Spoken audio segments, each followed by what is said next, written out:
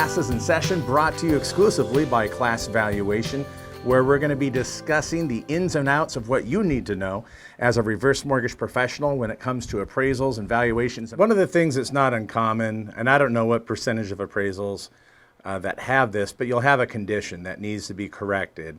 You know, back when I was originating, the most common one was, straps on the hot water tank. How do you address having that completion certified so you can close out the appraisal? Well, that's interesting too, Shannon, because the COVID flexibilities extend to the certification of completion, the 1004D, not the appraisal update piece, right? So if your FHA case number is going to expire, this isn't going to help. But for repair items, the underwriter can utilize the flexibilities, and what they can do is obtain a written letter from the homeowner.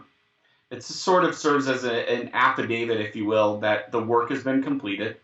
They'll provide any photographs, invoices, or documentation to show that those repairs have been made. So if there was a contractor out, a signed invoice showing that it's paid, repaired, and providing some photographs will help. And then all the underwriter has to do is document the FHA case binder with that material, and they can close that out without the appraiser and without a 1004D. That'll certainly help to expedite things.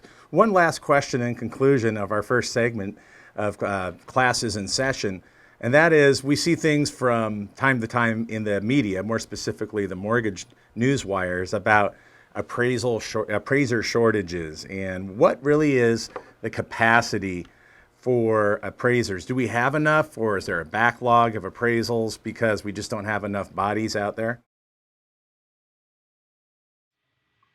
Shannon, that's a tough question. In 2016, right, there was a lot of noise around appraiser shortage then, and for most appraisers around the country, they were looking around their offices saying, "What shortage?" Right? It was really pronounced in the cow states, Colorado, Oregon, and Washington. Today, Fannie and Freddie, for example, are seeing record numbers of submissions to the UCDP portal, and at the same time, record numbers of appraisal waivers. So those aren't even getting an appraisal. When I talk to appraisers around the country, specifically like here in Phoenix, appraisers are saying they're doing 2 to 3 times the amount of volume they did in their busiest year. So really trying to find alternative ways to assist. We just talked about the 1004D. Why occupy the appraiser's time to go out and complete a certification of completion when you don't need them to? If the property is eligible for exterior and you can accommodate the appraiser by providing those photographs and giving access to an interview with the homeowner, why not pursue that route if you can? Anything that we can do to help the appraisers increase their capacity would be appreciated.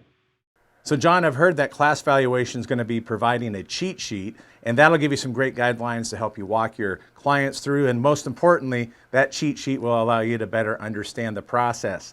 In addition, that will give you invitations in the future to the exclusive webinars brought to you by Class Valuation, so you don't want to miss that. Go ahead and fill that out today, no obligation. Again, information provided for you to help you increase your business and your communication with your clients. John, thank you so much for joining us. We really appreciate you taking the time today. Thank you, Shannon. Appreciate you, and until next time.